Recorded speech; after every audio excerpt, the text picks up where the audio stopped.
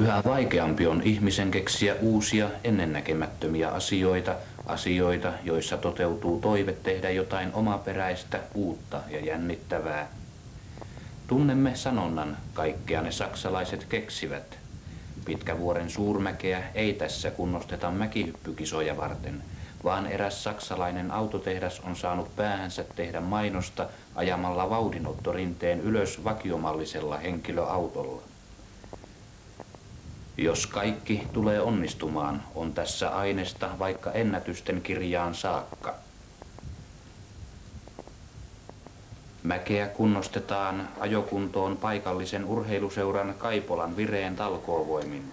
Auton nosto hyppyrinnokalle suurella autonosturilla antoi jo aihetta ihmetellä, että näinköhän vetää vesiperän koko hullu homma.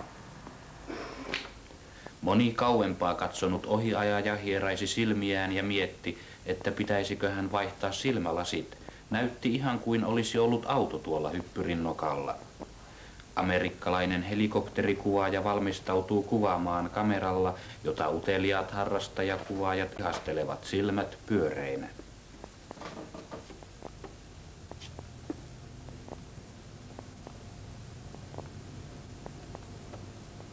Operaatio ikuistetaan filmille useasta eri kuvakulmasta.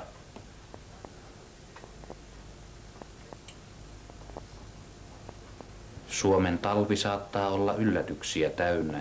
Kuvaajat toivovat tyyntä, verkkaisaa lumisadetta, mutta ennusteet lupaavat tuulta ja tuiskua.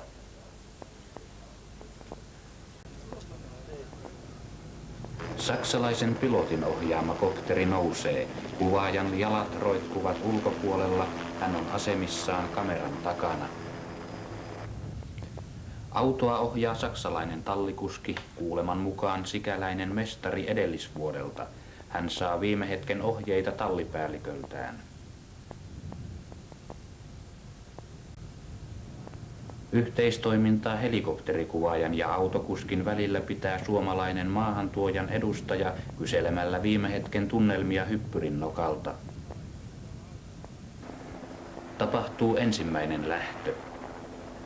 Auto nousee jyrkkää jäistä mäkeä,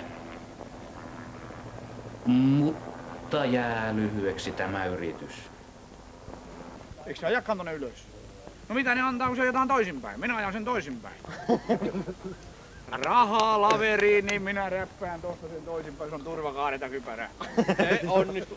No, nää on nyt aulis muita kuin olympialaisia.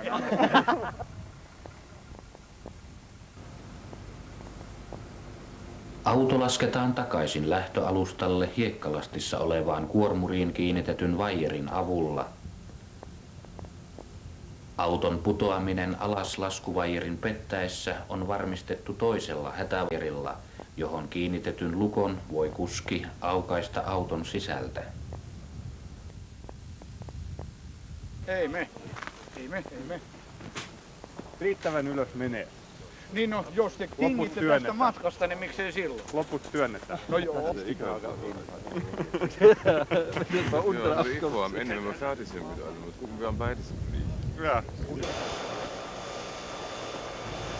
On viimeinen hetki saada ajo purkitettua. Sää on kuvaajien mukaan suhteellisen ihanteellinen, mutta ilmassa leijuu epävarmuuden tunnetta. Tunnelma tiivistyy kuvauskopterin noustua ilmaan.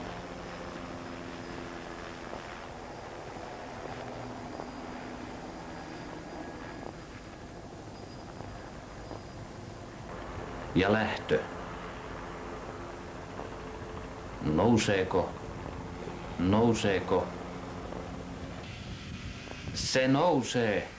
Ajo on onnistunut. Viikon rankka uurastus on päättymässä. Toivottavasti kuvaus on myös onnistunut, ja sehän selviää pian.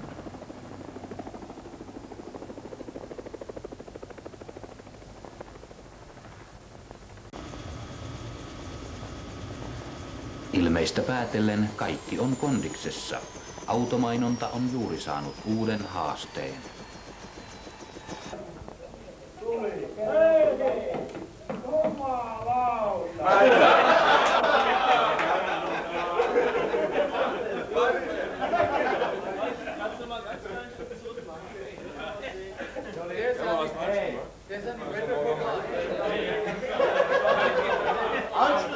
Na, dem haben wir jetzt 10 Meter mehr weitergebracht.